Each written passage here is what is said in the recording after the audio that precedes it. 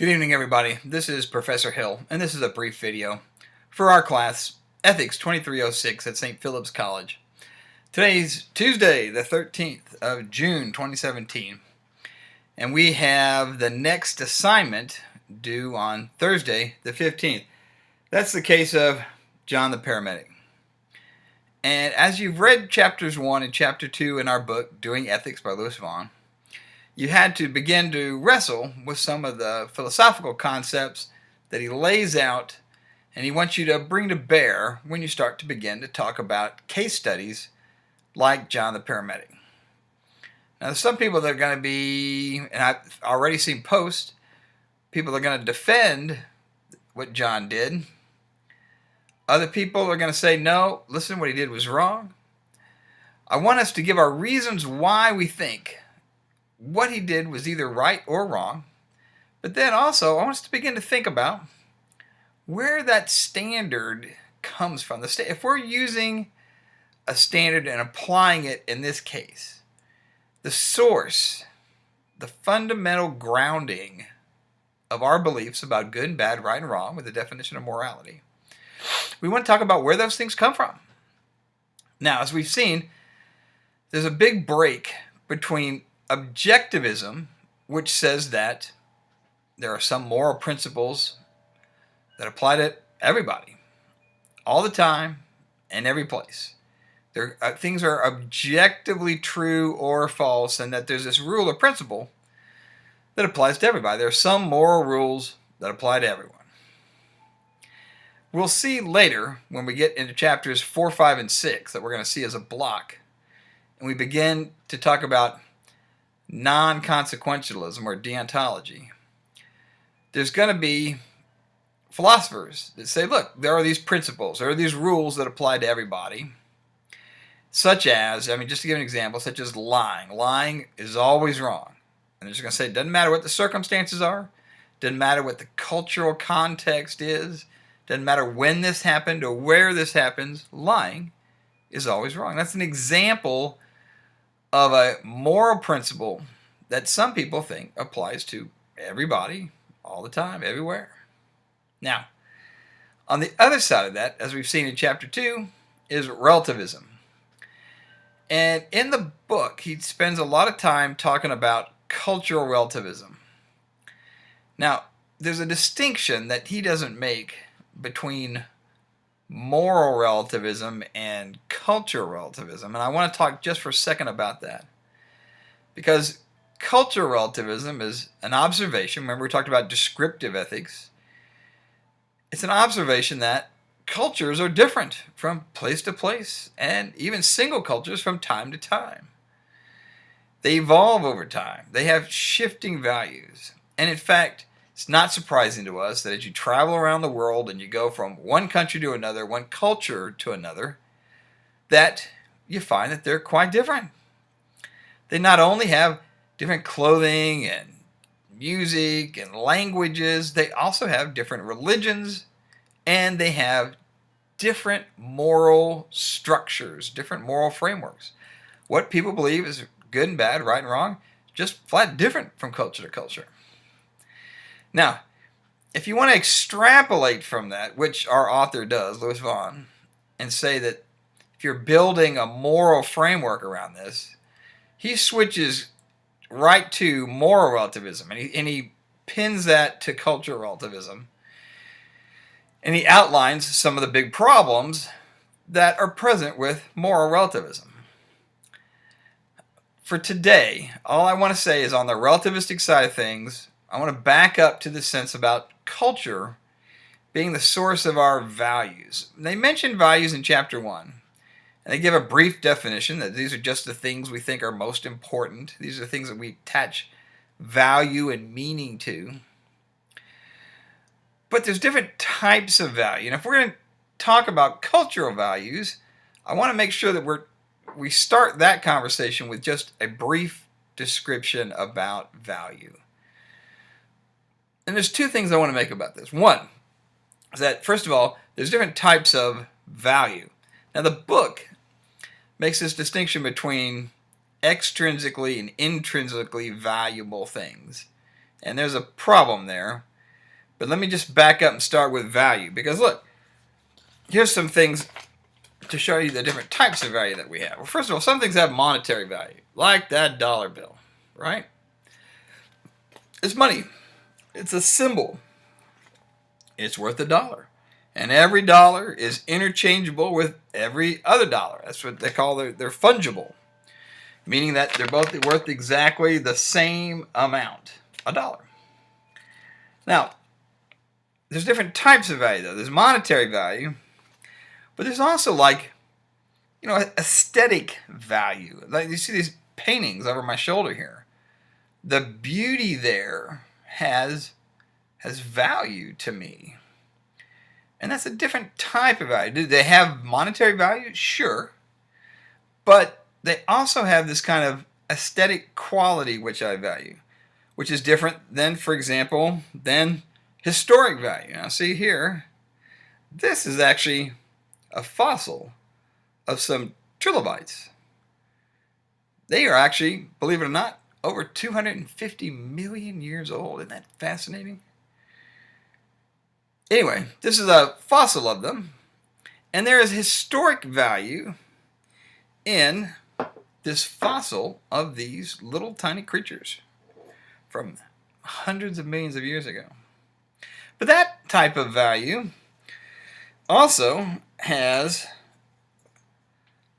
be distinguished from, is different from this type of value. Now, this is a gold pocket watch, and it used to belong to my great-grandfather. My mother's grandfather got this pocket watch. He wore it. There's pictures of him wearing this when my grandmother gets married. And she passed it on to my mother to me. So this has great sentimental value to me. Does it have some monetary value? Sure. But that's not the most important value to me. It's the family connection. This is a family heirloom. It has sentimental value, which to me is even beyond the monetary value. Now, I mentioned these different types only to underscore that when we're talking about values, we're talking about things that are important to us, but important for different types of reasons. And sometimes they overlap. Now, here's the point. In chapter 1, when he was talking about values, he made a distinction between intrinsic and extrinsic. And when he was talking about things that have practical value or extrinsic value, he meant these things are like utensils. They're like tools that we use. And he says, look, a hammer is a good example. I need a hammer to nail, a nail into the wall for one of these paintings, right? Well, it doesn't matter what hammer I have, because I'm worried about getting this nail into this wall. So I grab a hammer. I reach into my bag. I might have 3 or 4 different hammers. I grab one. I just come back. Bam, bam, bam. And the utility, the value of this hammer is that it lets me do something else. He says it's outside of the object itself because it's allowing me to do something else. And then he says that's different from things that have value in them. They have what they call per se value, meaning that the value is in the thing itself. It's unique. It's not fungible. Remember I said $1 is worth the same as any other dollar. So you would exchange. If I said, hey, give me $1 for $1, you'd say sure, because there's no difference. Well, that's completely different than the pocket watch, right? If somebody said, well, look, I got a watch, you got a watch, let's switch. I'd go, no, this one is special. Again, because of the family history, the sentimental value attached to it. But although that's an important distinction between things that are unique and have that type of value and things which still have value but a different type of value, even though they're fungible and exchangeable, interchangeable, he does leave you with this impression that somehow, whereas this is just a tool, But that this thing, when he says the word intrinsic, that the value is in the thing itself, that's gotta be a little misleading. Because you gotta remember, it's not like the value is in it. The value is in me. I'm attaching value to it. And that's true for all value. Or put another way, when human beings have things that they value, the valuing, the values, the meaning that's being created and attached to those things is in the humans. Human values are in humans. Without human beings, none of these things would have value. I mean, think about it that way. There's this great television show. My students tell me to go watch this thing. It's called After People. I'm not sure if you've heard of this show. And it's a whole series. They do different episodes about what would happen if all of a sudden people suddenly disappeared from the planet. And that's a fascinating question. And they have a whole television show about that. And one of the things, though, imagine this, is if all the people did suddenly disappear, in an instant. Would this dollar have any value? Extrinsic? Intrinsic? No, because there's no people around.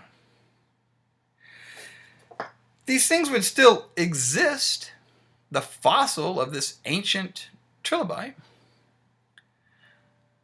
but there's not value in this thing. In fact, there's no value at all now because the human beings are gone.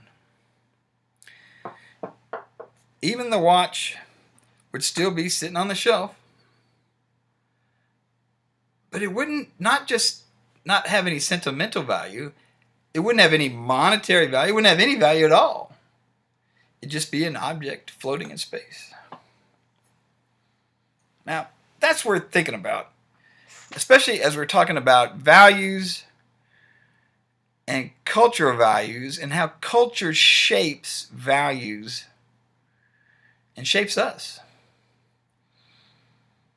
I mentioned a little while ago, descriptive ethics tells us that there are big differences from culture to culture about food, clothing, language, but also about fundamental values. What's good and what's bad, morality. And this is just an observable fact. Now, when we start to draw conclusions about this, what does this mean? Some anthropologists, social culture anthropologists have been running around for decades, studying cultures, different ones, trying to say, look, are there single characteristics or traits? Is there something that we all have in common? Is there a fundamental human nature that all human beings share from one culture to the next? It transcends that. And the objectivists say, yes, absolutely. They say there are some moral principles that apply to everyone, regardless of culture. Now, I want you to think about that, especially as we get up to John the Paramedic, our case study that's due Thursday the 15th.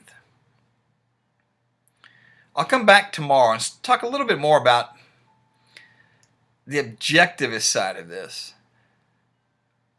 But for now, I want you to think about what is it that you value and why? Is there some object which is terribly important and meaningful to you, like this, family heirloom is to me? Can it also be, though, that you value, in addition to certain objects, like a ring or a pocket watch,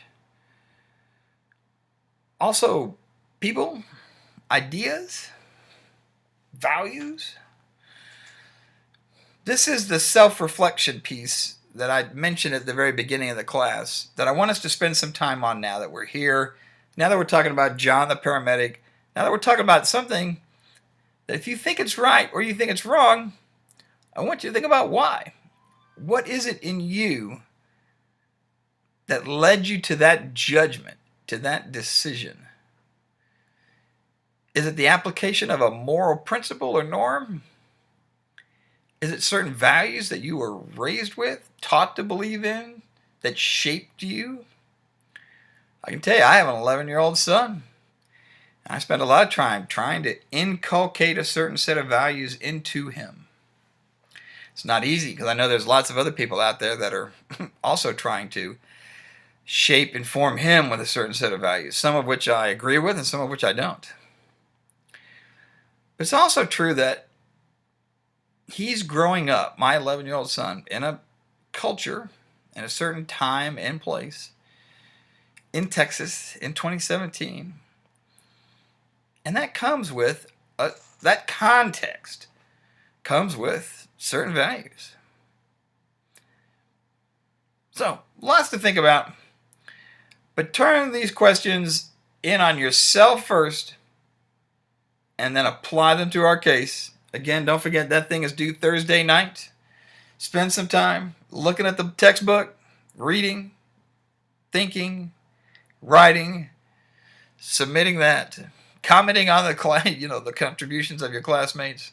And again, I look forward to the conversation both there and in our next video. So take care for now. This is Professor Hill signing out. Take care. Bye-bye.